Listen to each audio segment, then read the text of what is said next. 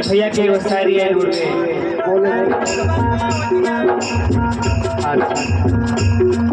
हम तेरे दिल में रहेंगे एक याद बनकर।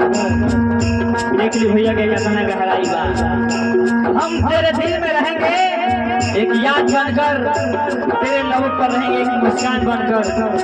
कभी हम अपने से दूर मत समझना, हम तेरे साथ रहेंगे एक आसमान बनकर।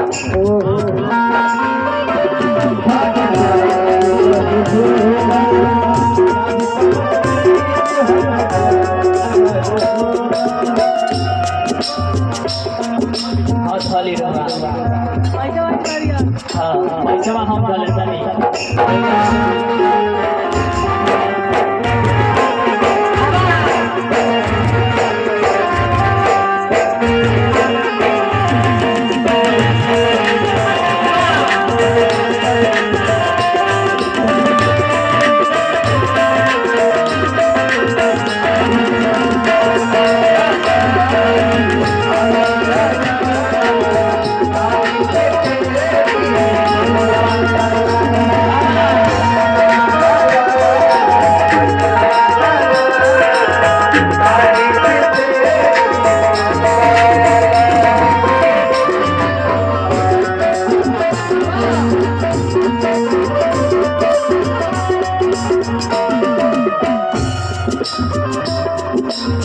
दिल तोड़े लहका भैया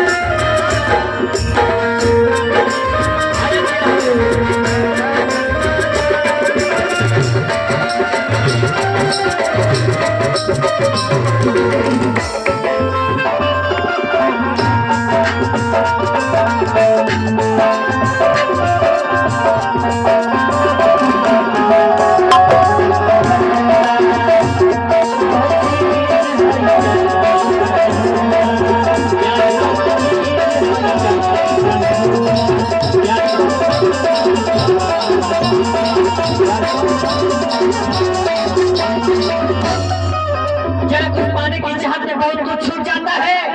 नदी का साथ एकदम समंदर रुक जाता है। जरा कुछ पाने की चाहत में बहुत कुछ छूट जाता है। नदी के साथ एकदम समंदर रुक जाता है।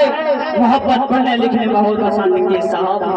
मोहब्बत को निभाने में अच्छे अच्छे को पसीना छूट जाता है। अब लगता है कि आपको प्यार हो गया। ठीक है अच्छी बात है, आपका दिल टूटा।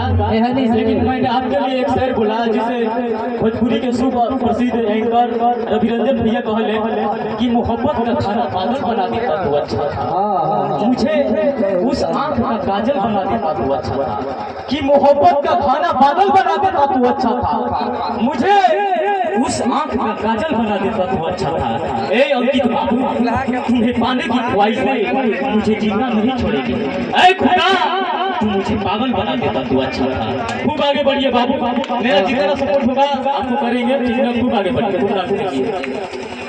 चलिए, जैसे लोग गोविंदा को देखने